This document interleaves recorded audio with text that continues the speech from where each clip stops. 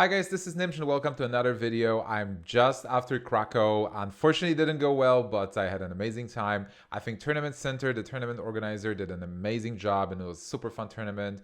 The venue was great, the Krakow was great as a city, and super fun tournament overall. I've met a lot of new people, I made some new friends, so super stoked, want to play more Flesh and Blood.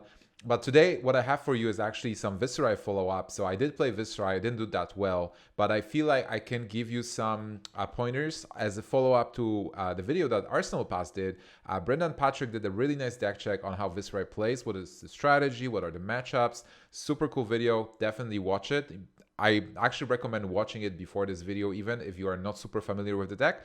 I then come back to watch the tips and tricks that I'm going to give you, because what I want to give you is what Brendan recommended, you practicing lines. I want to give you a couple lines and a couple of those like weird interactions that Viserai has to give you a head start and to bring you up to speed with regards to what you can do with this deck, how to exploit it, so you can play better and basically make it easier for you rather than discovering this stuff, just see it in a video. So I prepared a couple lines here. I will be going one by one. This is again Tabletop Simulator, very good app to play Flesh and Blood. I mentioned it's free. It's unfortunately not free. You have to buy Tabletop Simulator once, but then you can use it for free afterwards. So let's go. Like it's a standard. So this is obviously like standard setup with equipment. This is not a real game. Obviously, I will be just going for some lines. So let's start with. It's not even a line. I just wanted to talk about this card. So this is Lead the Charge. It's a non-attack action. Remember, this is not a Runeblade card, which means it will not generate you a rune chant if you play it. Like if it's not your opener, right? Like if you want this to generate rune chants or like give you a rune chant in a sense, open up your line with it because it's not a Runeblade card. If you play it somewhere midline, it will not give you rune chant. I wanted to talk about it because it's an interesting card in a way that it doesn't give go again. So just remember that if you play Lead the Charge and you follow up with something that gives you an action point, and if you are an olden player and want to react with a Blizzard, well, don't react with Blizzard. Like the card does not have go again. I've seen my friend react with Blizzard a couple times to Lead the Charge card. It doesn't work. And as Viserai, obviously, do not pay that cost for Blizzard because your card does not have go again. Lead the Charge gives that additional action point. It also works with cards that are not attacks. So remember that other cards like Oath of the Arknight or Sonata will also activate the one action point. So that's one out of the way. The second one is a simple line of read the runes. So this is something that Brendan mentioned in the article. So this is basically using read the runes with spellbound creepers during opposing turn. So what's cool about it is obviously very important. Read the runes does not have go again. So usually you cannot really start your turn with read the runes and then continue doing things. Where you would love to do this for Sonata, for example, to be able to play read the runes, get Scaleta, and then go Sonata. You can't because it doesn't have a go again, or like you would need to have a very weird complex line. So with read the runes, what you can do, especially if it's if the opponent is starting, it's their turn 1, they are attacking you. What you can do, you just block with an attack, because if you block with an attack, so you block, let's say with whatever, it doesn't matter if it's meet and greet, it just has to be an attack. You block with an attack, which means the spellbound creepers are now active. You can use them. You can use spellbound creepers not only when you are attacking, but you can also use them when you are blocking with an attack, which is important because then it allows you to play instants on your opponent's turn. Remember though, it's just once per turn, so you cannot cast double read the runes on an opposing turn. You can do it just once. Still, amazing thing to do. Block with a card, then you can just pitch, let's say, a blue, right? And then you play read the runes as an instant on opposing turn. So you did filter your hand and you did play read the runes. So you are going to start your turn with the rune chants already on board. Pretty simple line. It's just being able to use your spellbound creepers effectively. So let's go. This is done. Another line is a very cool line. I really like it. So Rattle Bones and Swarming Gloom Veil. Usually, what I want to highlight here is that you can use Swarming Gloom Veil twice on one turn with Rattle Bones because you can close the chain. So if you had an opportunity to use the Gloom Veil and Gloomveil attacked, you can basically close the chain. So this goes to your graveyard. And then if you had an opportunity to, if you've dealt arcane damage, great, you can play Rattlebones. But even if you haven't, you can still use Spellbound Creepers to play Rattlebones to bring Gloomveil back and attack with the same Gloomveil again. So what you can do is attack with Gloomveil and then deal 3 damage, whatever, close the chain. Then you cast Rattlebones for 3 mana, put 1 on Boots, and then bring back the same Gloomveil and attack again, right? So Rattlebones is a really good card. It's not, like you can really play it with some of the stuff you already played. This is obviously not the best line, but it's something that is worth keeping in mind, that it's sometimes worth to close the chain to be able to cast the same Gloomveil again with Rattlebones. It doesn't have to be Gloomveil, can be meet and greet, like can be whatever that you feel makes sense if you want to close the chain. Remember though, if they blocked with equipment, if you close the chain, then equipment will go back and they can block with it again. So just a simple line really with this. Just giving you awareness that this is something you can do. Then a reminder, because this came up during the calling actually, there was some confusion about this. So Dread Triptych and how it interacts with rune chants. So basically, Dread Triptych is a 3 mana for free, and if you have played a non-attack action, it creates a rune chant. If you've dealt arcane damage, it creates a rune chant, and if it hits, it creates a rune chant, right? So in a situation where you have a rune chant, let's say, let's put it away, you had 1 rune chant, and you play Dread Triptych, playing with Dread Triptych, the rune chant goes here, and now if the rune chant deals damage, if they don't prevent it, do you get a rune chant for dealing arcane damage? The answer is yes. And the answer is yes because rune chant says when you play an attack action card or attack with a weapon, destroy rune chant, deal 1 damage. So the important thing here is when you play an attack action card, which means this rune chant, it pops when you play Dread Triptych before it resolved. So you play Dread Triptych, rune chant pops, deals 1 damage, and then Dread Triptych resolves. So on resolve, it checks, have you dealt arcane damage? If yes, then you create a rune chant. So this is important, and it's also important to mention because now with Prism coming back, really, there is a difference between playing a card and attacking with a card, right? So rune chant says when you play an attack action card or attack with a weapon. So if you remember Arknight Sentinel, the Prism has, right? Whenever, actually, or even Spectra. So whenever you attack into Spectra with Rosetta, your rune chant does not pop because you attack with a weapon and the attack does not happen, right? So the attack doesn't happen because Spectra does nullify the attack, which means when you attack with a weapon into Spectras, your rune chants will not pop. But if you would play an attack and would like to attack into a Spectra, then your rune chants will pop because rune chants pop on play and attack. So that's like a small interaction, just like a small bonus. And if you didn't understand, don't worry, Prism is weird. But yeah, I just want you to understand when your rune chants pop or not. So let's continue. Another one is, let me see this is like a super standard line. So this is like, just so you know what the standard line is for Viserai is you play a non-attack action, right, to activate Viserai. And then you play an attack action and you get rune chants for it, right? So you get 2 rune chants here and a rune chant from Viserai, so you get 3 rune chants total. And you can attack then with your Rosetta if you want to deal more damage, but sometimes it's better not to attack if you want to keep the rune chants for the next turn. And Brendan actually goes through those explanations why you want to keep the rune chants and how you want to go about it. Most of the time you want to just kill your opponent on turn 2. Because if you don't, they will kill you back. But in some matchups, maybe attacking with Rosetta will make sense. Sometimes you don't have Sonata, so you don't have a choice. You just need to push the damage. But this is like a regular line that everybody does. Everybody knows.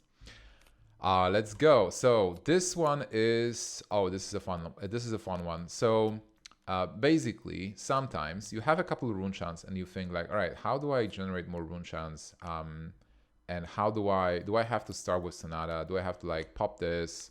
You know, like you can, so you have to those 4 cards, for example, right? And you might think like, all right, I play Mordred, I pop this, I create 3 more rune chants, I'm at 6. Then I will just pop Scaleta. I have Sonata go for like 6 cards. But it might not be the best play because in here we have an opportunity to basically just play Mordred, then attack with Meteor Greed. And it doesn't have to be with Mordred. Like this is an obvious one, right? But think about, so basically what I'm saying here is Revel plus Sonata might be the play. So you might want to use existing rune chants even though you took some time gathering them. You might want to pop them because you will get more rune chants with Revel. So Sonata after Revel is super powerful. So basically, this is an obvious one because we'll get like so many rune chants, right? Like, so we will attack here with the meet and greet, and then we'll create 2 rune chants from it. Then we can play Revel with Creepers, and then Revel itself creates, what is it, 4, 5, plus 2, 7. So yeah, it's pretty good. And then suddenly we can have like a bigger Sonata here. Obviously, if this hits, it's even more. So overall, pretty good. Always remember also, I've seen a lot of new players at the calling actually do this mistake. Revel is not a good rune chant creation card if you want to create rune chants early, because it does destroy all the rune chants at the end of the turn, right? So if we think about a play where you have, let's say, let's get those cards off. If you have a situation where you want to start with Revel to like kind of get some rune chants from Viserai and maybe, you know, like finish with Read the Runes at the very end of this link, don't, because you will lose all the rune chants because of Revel. So Revel might seem like a good opener because, like, even if you know have no way to, you have an awkward hand, right? So you have those Read the Runes red, and you can't really do much to like activate Viserai because the only other non-attack action you have is Revel and Runeblood. Don't play it because it will just destroy all the rune chants you have at the end of turn, which means it will completely kill your Read the Runes. So yeah, reading Revel is important. Yeah, I think like basically trying to find those lines where you can, obviously Mordred, Sonata, Revel is like amazing, right? This is like the best turns you will have that go to 30 plus 40 plus damage on one turn. But basically try to look for options for Revel Sonata, Mordred Revel Sonata kind of thing. Those are really, really good if you're able to do so. And don't be afraid to kind of waste some of your rune chants that you gathered from the previous turns. And obviously, you have Quill Hand, always another easy free rune chants. If you have Mordred too, it's just a really good card. Cool, so that's one. Another one quickly, just talking about Revel. So Revel is a card that can work with another Revel. Let's clone it actually quickly so you can see it. So there are sometimes weird lines where you will play Revel and I don't know, let's say we had Rune Flash and we had free rune chants. So the situation is that we play Rune Flash and then that was our attack and that just dealt some damage. And now we have a Revel in our hand, right? And like something blue, like whatever, maybe Meet and Greet. Let's say it's not even blue. Actually, I want like more mana, but let's say like we will have like 2 resources. So you play Revel, and you feel like this Revel will not trigger, right? Because I haven't played a non-attack action. So the cool thing is, I like a wizard, like Wizard does. Kano does it all the time. You can instant speed another Revel before this one resolves, right? So you play this, and then before it resolves, you play this one, an instant speed, because one of them, you can play only one on instant speed. And then both Revels, they do check out. So if you have played an attack action card and another non-attack action card this turn, create 4 rune chant tokens. Which means that this Revel now, when it resolves, it already sees this and this as played cards because you played them. This one just didn't resolve yet, right? This one resolved. So when this one resolves, it sees this Revel. So this Revel actually triggers, and it gives you 4 for rune chance.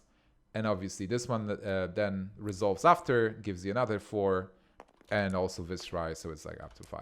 So this is like a cool interaction you can do. Obviously can work with any other non-attack action that you play instant speed. Just remember that like the Revels is really easy to remember that they work together, but it's just whenever you have this situation where you have an attack and this is your first non-attack and you're like, oh, how do I make it like the most value out of it, you can instant speed play a non-attack action to actually make it work. So this is a cool one to remember as well. Let's see, there's a couple of easy things as well, I feel. So this is okay, this is my favorite line. I will keep it for last. Become the Arknight. So become the Arknight, a cool thing to remember is that you do not have to discard a card. You can so you discard on resolve and you can choose to discard.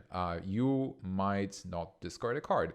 So in some cases, you will have a hand where you actually just really want to open up with Become the Arknight because you wanted to have a non-attack action and you don't want to discard anything else from your hand. So you don't have to. You can just play it and then continue the line. So that's pretty good. Also, important thing is that it does discard a card on a resolve. So this can be important for versus Kano in this format. So for example, you have a blue card in your hand that you would discard. Like let's say we have this Rune Flash in our hand that we kind of like we're keeping it for now, but we want to get something better.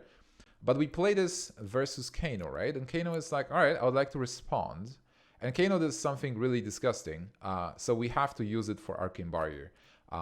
And you can, right? And then you like because you used it, you might not discard anything for Become the Arknight. But Kano has to respond to you playing it.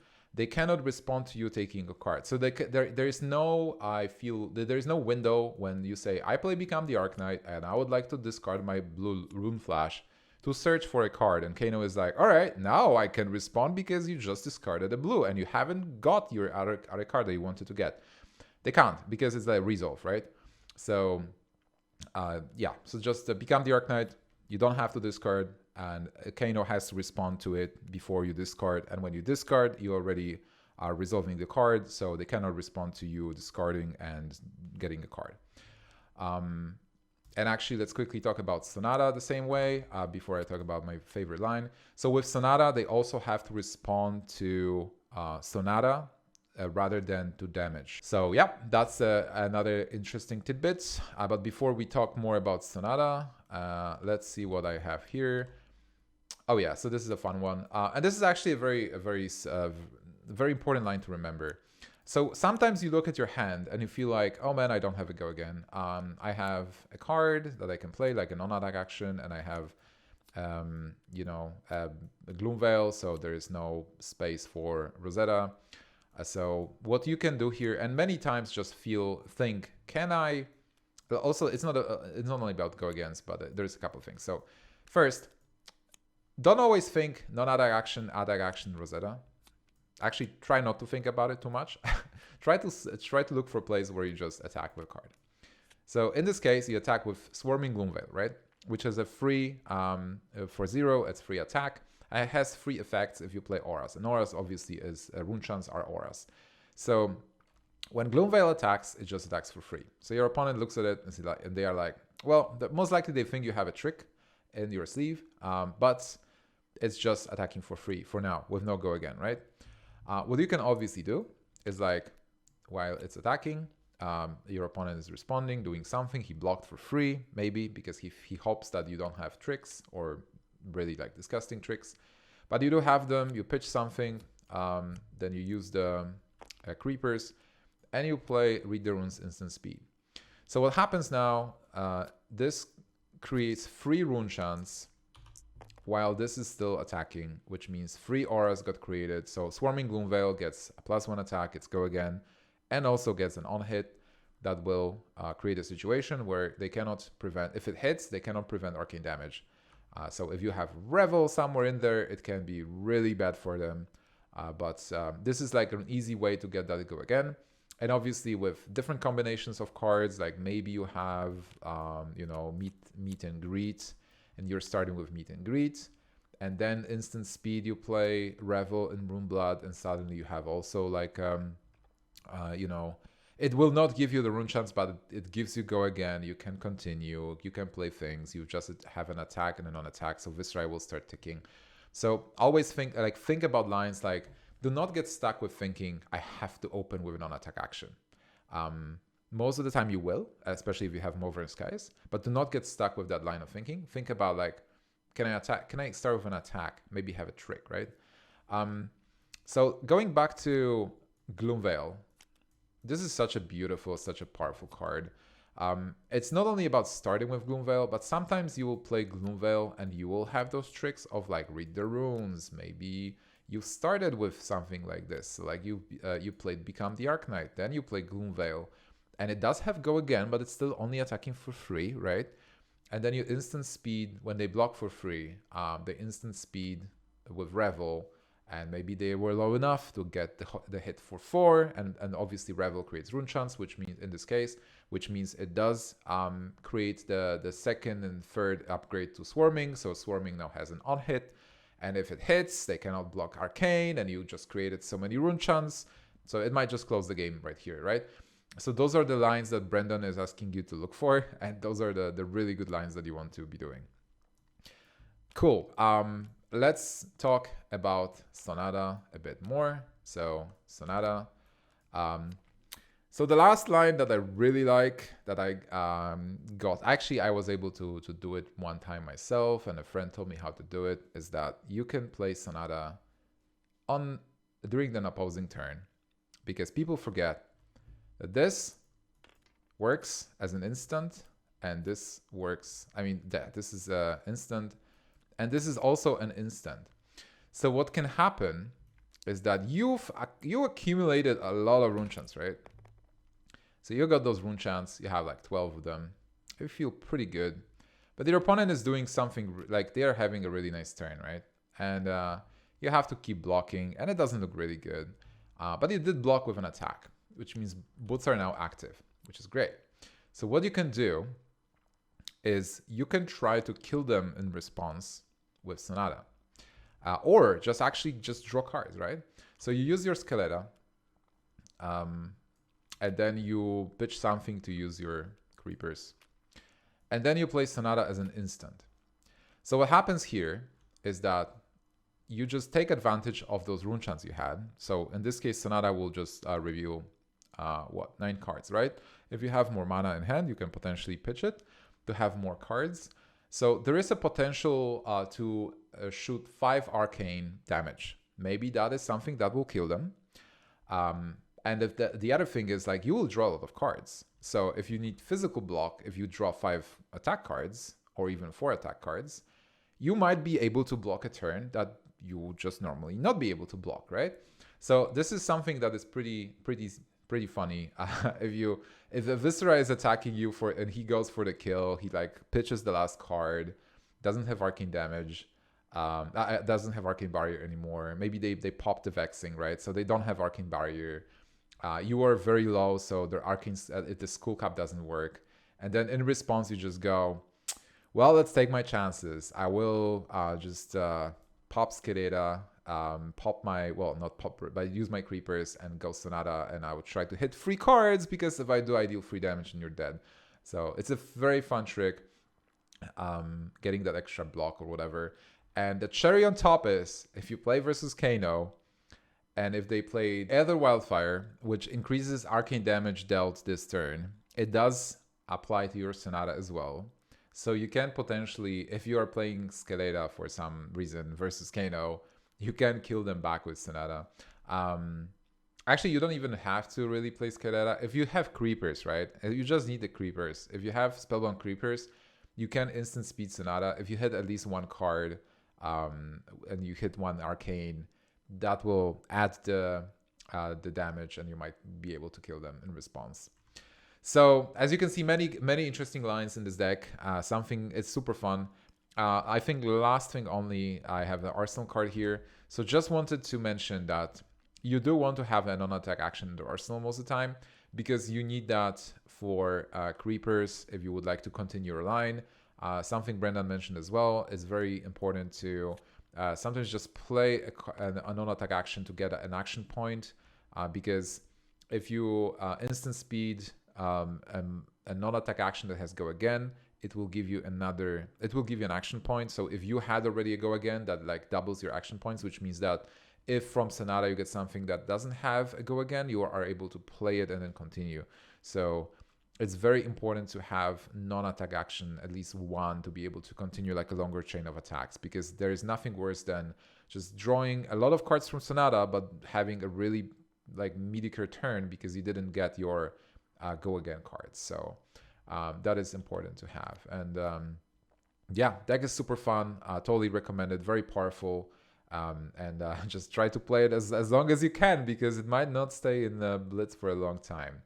But that will be it from me for today. Thank you very much for watching. I'll see you guys in the next video.